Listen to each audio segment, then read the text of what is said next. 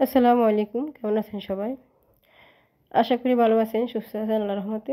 আজকে আমি নতুন একটা ব্লগ নিয়ে হাজির হয়ে গেলাম আপনাদের সাথে শেয়ার করার জন্য। ভিডিওটি কয়েকদিন আগের ভিডিও, তো আজকে আপলোড দিতে আসলাম কারণ আমি অনেকটা একটু অসুস্থ, তাই কয়েকদিন যাবৎ লং ভিডিও দিতে পারছি না, তার জন্য সাময়িকভাবে দুঃখিত।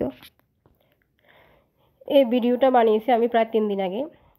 তো অসুস্থতার কারণে আমি এডিটিং করতে পারি নাই এবং আপলোডও দিতে পারি নাই। আর ভিডিও বানাতে গেলে তো অনেক সময় লাগে, অনেক ধৈর্য লাগে, অনেক সুস্থতা, অনেক একটা মন মানসিকতা ভালো লাগে, অনেক মাথা ঠান্ডা করে ভিডিও বানাতে হয়। তাই আমি অসুস্থ থাকার কারণে বেশ কিছুদিন ভিডিও বানাতেও পারি না এবং দিতেও পারি না।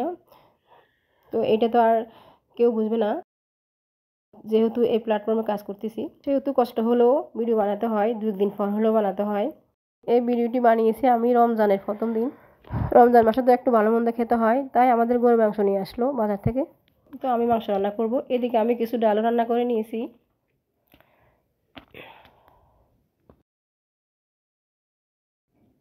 গরুর মাংসের সাথে ডাল রান্না করলে আমার কাছে অনেক ভালো লাগে। আপনাদের কাছে কেমন লাগে অবশ্যই একটা কমেন্ট করে জানাবেন। এরপর আমি কিছু আলু ভেজে নিব। আলু কুচি করে নিয়েছি ভাজার জন্য। আলু ভাজিটা আমার বাসায় সবাই অনেক বেশি পছন্দ করে, তাই কিছু আলু ভাজি করে নিয়েছিলাম। তো আমার আলু ভাজিটা প্রায় হয়ে গেছে। এরপর আমি কিছু ধনে পাতা দিয়ে দিয়েছি। তারপর আমি ভাজিটা নামিয়ে নিব। এইভাবে আলু ভাজি করলে আর কিছুই লাগে না, এই ভাজিটা দিয়ে ভাত খাওয়া যায়। তো আমি তাই ভাজি করে নিয়েছি। তারপর আমি মাংস রান্না করব। তো মাংস রান্না করার জন্য মাংসগুলোকে আমি ধুয়ে নিয়েছি। মাংসটি আমি হাতে মেখে রান্না করব। আমার কাছে হাতে মেখে রান্না করলে ভালো লাগে। তো এখন মাংসগুলোর মধ্যে যত মশলা লাগে, হলুদ, মরিচ, লবণ এবং জিরার গুঁড়া, ধনের গুঁড়া, তারপর গরম মশলার গুঁড়া, এরপর পরিমাণ মতো তেল দিয়ে এগুলোকে ভালোভাবে হাতে মেখে নিব।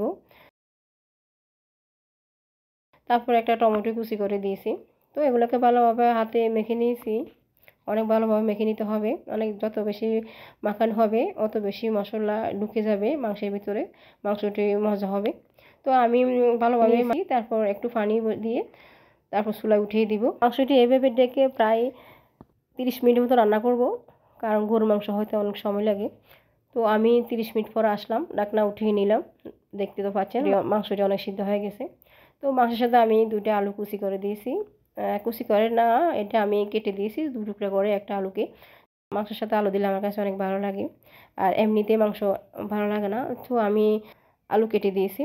এরপর কিছুক্ষণ রেখে দিয়েছিলাম সিদ্ধ হওয়ার জন্য। তারপর সিদ্ধ হয়ে গেল, আবার ঢাকনা উঠিয়ে নিলাম। তারপর একটু পানি দিয়ে দিয়েছি।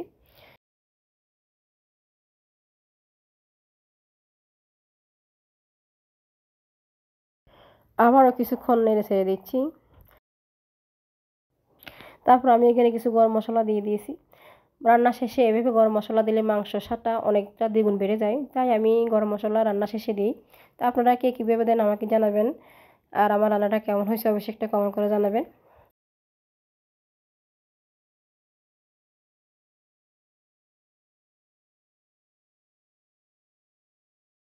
রান্নাটা প্রায় হয়ে গেছে। তো এই রান্নাটা আমি করেছিলাম সেহরি খাওয়ার জন্য।